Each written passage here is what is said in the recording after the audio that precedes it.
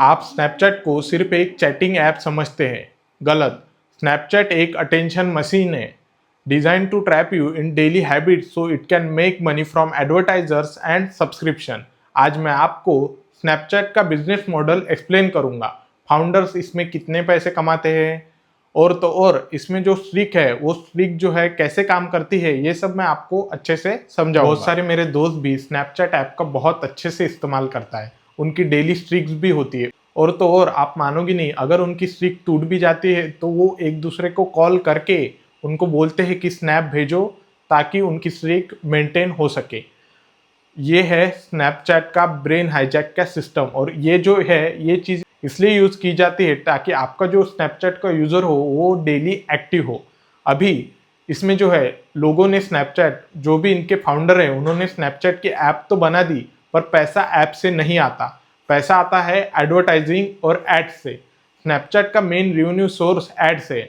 Brands अपना ads दिखाते हैं, full screen videos, AR lenses, sponsored geo filters etcetera. इनके थ्रू जो है ब्रांड्स अपना एड्स स्नैपचैट पे दिखाते हैं। स्पेशली टीनेजर्स और जेनजी को टारगेट करने के लिए ये एड्स जो है स्नैपचैट यूजर्स को स्क्रॉल करते वक्त दिखाए जाते हैं। ये जो है 95% और उससे भी ज्यादा स्नैपचैट के रेवेन्यू का कोर रेवेन्यू सोर्स है। स्नैपचैट का सब्सक्रिप्शन दूसरा रेवेन्यू सोर्स जो है वो स्नैपचैट का यही है। ये प्रीमियम फीचर्स होते हैं जिसमें आपको कस्टम आइकन्स, वॉलपेपर्स, एडवांस अवतार इत्यादि चीजें आपको मिलती है। यूजर्स जो ज्यादा इसमें इंटरेस्टेड होते हैं वो इसको पे करते हैं।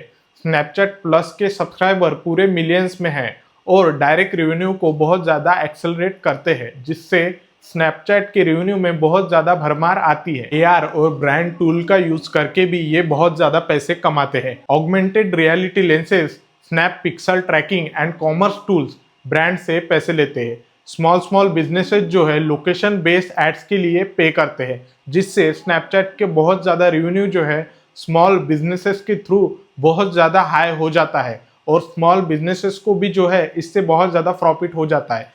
इससे उनको ऐसा प्रॉफिट होता है ताकि जो भी यूजर्स है वो उनके बिजनेस में, इन दोनों इसमें उनका म्यूचुअली प्रॉफिट होता है। एडवर्टाइजर जो है वो यूजर्स को टारगेट करते हैं और टारगेटेड यूजर्स जो है वो अपने आप जो है बिजनेस के थ्रू अट्रैक्ट होते हैं और इनमें इन दोनों का जो है म्यूचुअल बेनिफिट होता है। Creator ecosystem, spotlight and other monetization program से क्रिएटर्स एंगेज होते हैं, जिससे स्नैपचैट पर कंटेंट और एंगेजमेंट दोनों बढ़ता है और एड इन्वेंटरी ज्यादा बिकती है। इससे क्या होता है, एक तो आपकी स्नैपचैट जो है स्नैपचैट एड का बहुत ज्यादा रेवेन्यू जो है वो अपने आप बढ़ने लग जाता है। बॉटम लाइन अगर देखी जाए, स्नैपचैट का business model attention, daily use, ad का एक्सपोजर, रेवेन्यू है। अगर यूजर्स हर दिन ऐप नहीं ओपन करेंगे तो ऐड दिखने का मौका ही नहीं मिलेगा। इसलिए जो है स्ट्रिक का भी इसमें बहुत ज्यादा यूज होता है ताकि रोज जो है यूजर्स इसको ओपन करे और स्ट्रिक को मेंटेन करे। स्नैपचैट जो है वो पब्लिकली ट्रेडेड कंपनी है और उनके जो फाउंडर्स जो है उन्होंने अर्ली स्टेज से ह्यूज इक्विटी इसमें रखा है। इवन स्पिगल जो इसके CEO को फाउंडर है, एज ऑफ 2025 उनकी नेटवर्थ जो है around 2.5 billion according to Forbes. और बॉब मर्फी ये इसके को फाउंडर है और CTO भी है। CTO का मतलब होता है चीफ टेक्नोलॉजी ऑफिसर। ऑल्सो ये भी एक्सट्रीमली वेल्दी बिलियनियर है। विकिपीडिया के हिसाब से स्टॉक बेस्ड वेल्थ फाउंडर का असली अर्निंग होता है शेयर्स की वैल्यू। मार्केट जो है ज्यादातर अप डाउन होती है, बट ओवरऑल स्नैप के फाउंडर बिलियंस के बिलियनियर लेवल पर रहते हैं, bearing massive stock swings over time. Founders की सैलरी टिपिकल CEO सैलरी से कम भी हो सकती है। उनका मेन वेल्थ स्टॉक होल्डिंग की वैल्यू से आता है। अगर स्टॉक प्राइस नीचे गिरता है तो उनकी पेपर वेल्थ भी नीचे गिरती है। ये रियल सैलरी नहीं बल्कि मार्केट की वेल्थ होती है। मतलब फाउंडर्स की करंट इनकम डेली पेचेक नहीं होती, इक्विटी बेट से उनकी नेट वर्थ बनती है। स्नैपचैट ने स्ट्रीक का फीचर इसलिए बनाया था क्योंकि streak is equals to daily habit. अगर तुम डेली एक फोटो या वीडियो स्नैप एक्सचेंज करते हो, स्ट्रीक जो है वो अपने आप बढ़ता है।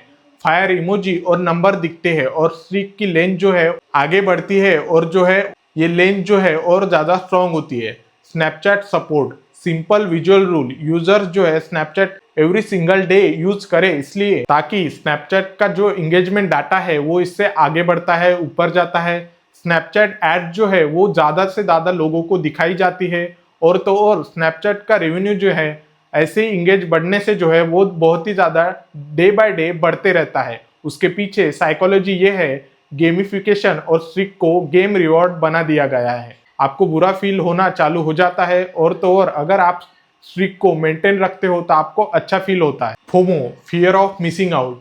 यूजर जो है fear of missing out on losing streak, ये उनको फील हो जाता है। अगर उन्होंने एक दिन भी अगर स्ट्रिक मतलब एक दिन भी स्नैप नहीं डाला, उनको जो है फोमो होने लगता है। Daily login, everyday interaction means users open app daily. Snapchat के MAU और DAU मेट्रिक्स को जो है डेली बूस्ट मिलता है। कंपनी जो है एडवर्टाइजर्स को वो प्लेटफॉर्म पसंद होते हैं जहां यूजर जो है फ्रिक्वेंटली इंटरेक्ट करते हैं।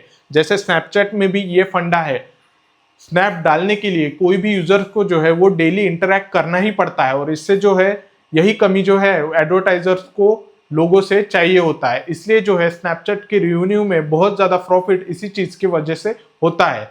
स्नैपचैट जो है डेली टच पॉइंट क्रिएट करता है स्ट्रिक्स से।